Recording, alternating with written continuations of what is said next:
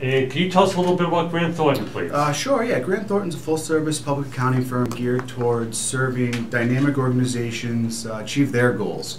We've got just about every service providing that you can think of. The big ones that most people focus on are our assurance and our tax practice. Insurance practice serving organizations from small startups to large multinational Fortune 500 companies. On the audit side, our tax practice focuses on individuals, high net worth, corporations, meaning tax compliance, tax planning strategies. We've also got groups that focus on mergers and acquisition transactions. We've got a corporate finance group that consists of buy-sell sides. It's a full range of professional services. Fantastic. Now, you talked to me before the interview. You want to talk about three different things that are affecting everybody in this country. Yeah. And the first one's going to be the American Taxpayer Relief Act. Tell us a little bit about that and how that affects the average person. Sure. Yeah. I mean, as everyone was aware, back in December, there was a lot of talk about the fiscal cliff and whether or not we were going to go over it. In January, Congress passed and the President signed the American Taxpayer Relief Act. And what that basically is going to do is going to avoid the sunsetting a lot of the Bush-era tax credits and tax deductions that came out from the Economic Growth and Taxpayer Reconciliation Act of 2001 and then a similar act in 2003.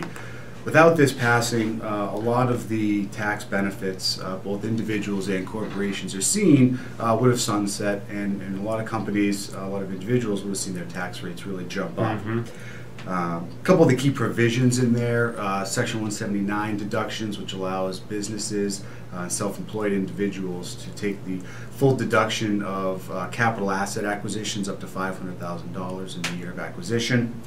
That also expanded bonus depreciation, which allows for the deduction of up to 50% of an asset's value, and reinstated the research and development tax credits, which a lot of businesses have really been taking advantage of lately. Wow.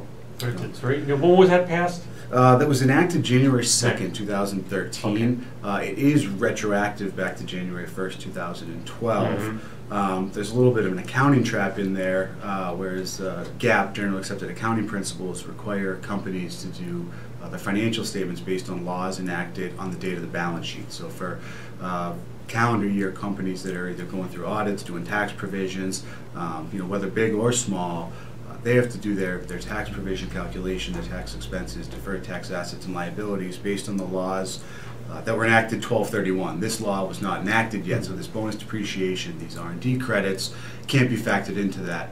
I was actually out at a company last week working on their audit, and I sat down with the CFO going through his tax provision, which was $1 million higher than he was actually going to have to pay. And he was asking me where the line on the balance sheet was for liabilities that he's never going to have to pay. Of course, I couldn't tell him that, but it's, those are the rules. So, interesting.